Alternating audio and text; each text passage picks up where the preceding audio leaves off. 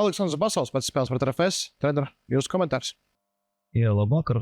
Paldies mūsu līdzjutējiem faniem par visu. Un apsveicam mūsu komandu ar uzvaru.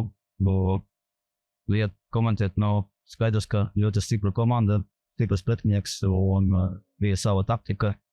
Labi nospēlēt aizsardzību un varbūt mēs te spēlējam mazliet nav vajag. Tā, es gribēju nospēlēt par vidēju zonā, jā, bet mēs kā mazliet dziļāk, bet ļoti šodien bija kvalitātes pārējās, jā, labi goli, labi vārti un poši visi maliči. Ļoti labs rezultāts. Ļoti līdzās rezultāts un apsveicam mūsu komandu, mūsu pilsētu ar uzvaru. Vai tavā trenera karjerā šī ir, iespaidīgākā, lielākā, patīkamākā uzvara? Patīkama, jā, tāpēc, ka puši visi izdarīja, esmu ļoti apvienās, ka viņi nospēlēja vispār, ka visa pastrādāja, vispār aizsardzība un kā viņš iesita goli, jā, un es esmu ļoti apvienās un es domāju, ka mēs šodien labi pastrādāja visa kopā un tas ir nešķiet kopējs darbs. Bet vai tomēr kaut kādā pat ideālākajā scenārijā diez vai varēja iztēloties, ka būs kaut kādā brīdī pat 4-0 Jelgavas laba? Nu, protams, skaidrs, ka šeit, ja tu paskatāt mazliet vēsturē, jā, uz vēsturē šeit ļoti interesants bija spēles pret RFS, jā, un man vajag vakardien, es domāju, ka kādu skēmu nospēlēt pareizi un kādu stila, un principā es pats apvienās, ka es vispār izdarīju, un mēs labi motivējam. Vārti bija vārti, bet tikai tas rezultāts pēc skaidrs, ka es negaidīju tādu rezultātu jau, bet rezultāts būs, tas ir bez to. Cik ļoti pārliecināts bija par Mārķis Šustu, kurš tavā vadībā pirmo reizi devās pamatsastāvā? Nu, viņš malasis. Skaidrs, ka nav ideāla bija situācija aizsardzībā. Aleksejčikam bija kārtiņās, jā, bija kāda diskvalifikācija, un viņš bija pamatsastāvā Ūsņusu jaunspēlētājs un Šusts jaunspēlētājs, un kopā ar viņam Penkēvis, no es ļoti laimīgs, ka Šusts spēlēja labi nospēlēt. Kas bija jāpasaka komandai pārtraukumā pie 3-0 rezultāta arī? Vai neviena komanda nav šādu rezultātu šeit dabūjusi pirmajā puslaikā? Nu, es teicu, ka spēlētājiem pateica, ka futbols ir 2 puslaiki.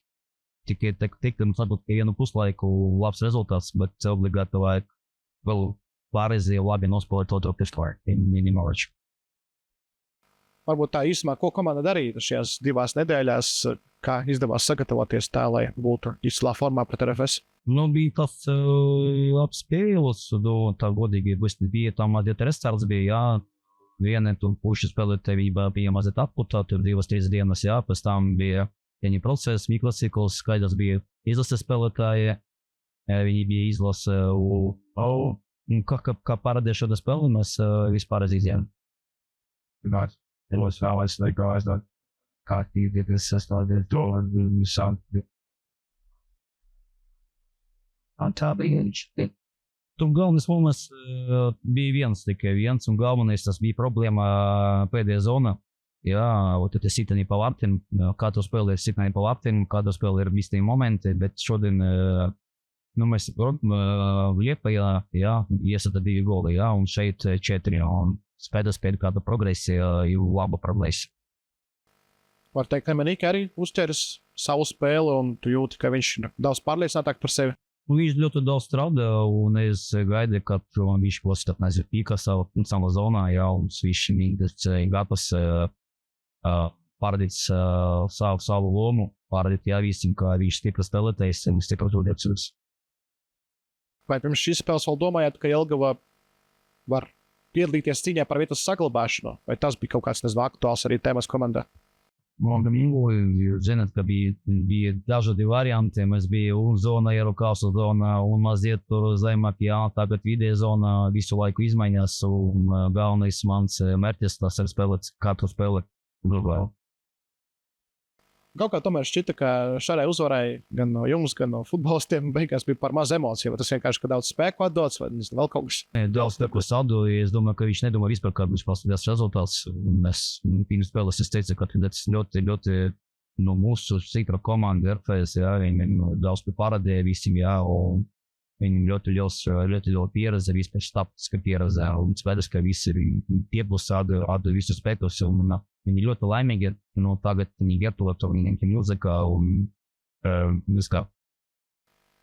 Viktors Moras pēc spēles pret FS Jelgava, treneri, tavs komentārs. Vakar vispār nav ko daudz teikt. Atvainojos vidzutējiem. Kāds rezultāts un tāda spēle, mēs nevaram ļaut sev aizkapīties vispār. Un īpaši mūsu stadionu visu rizika ir labi.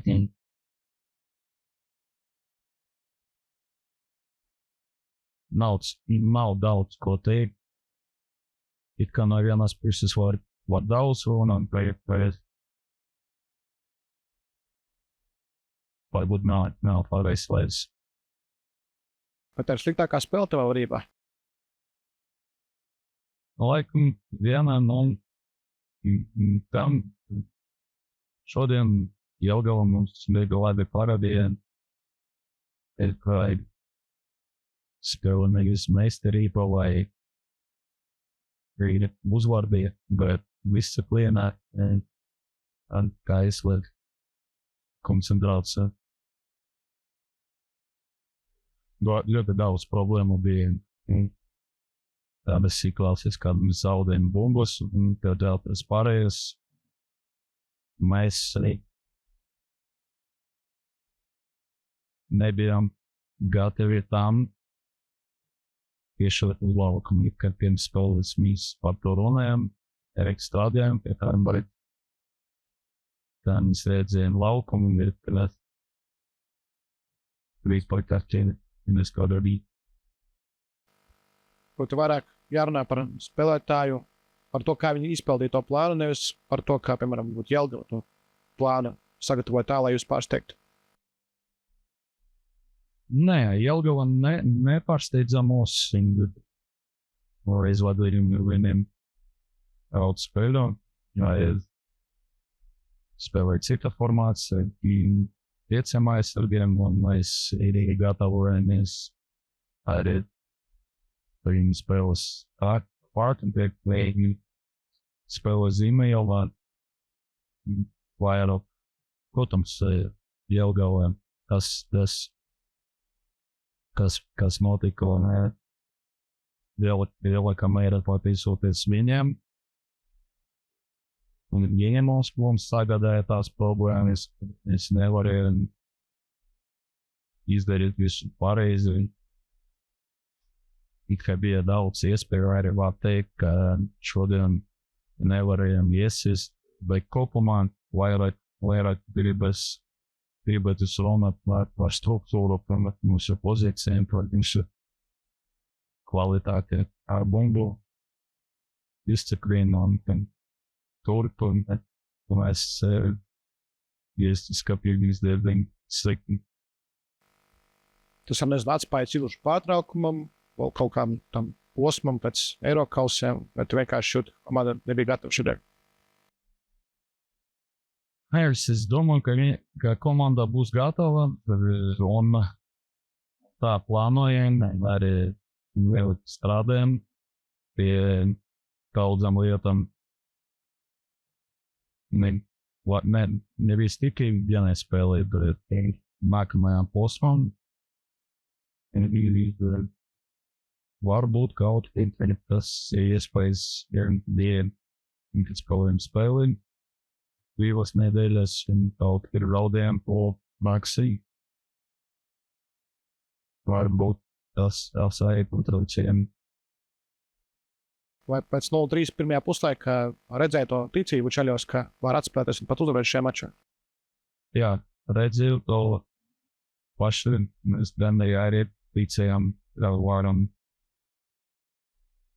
Ja žēl tā iespēja pēdējās minūtes, ja mēs ļoti būtu turvāk, kas ticētos vairāk, bet jebkurā gadījumā mēs ticējām, ka būsim vārtus pirmās 15 minūtes, tad būs iespēja.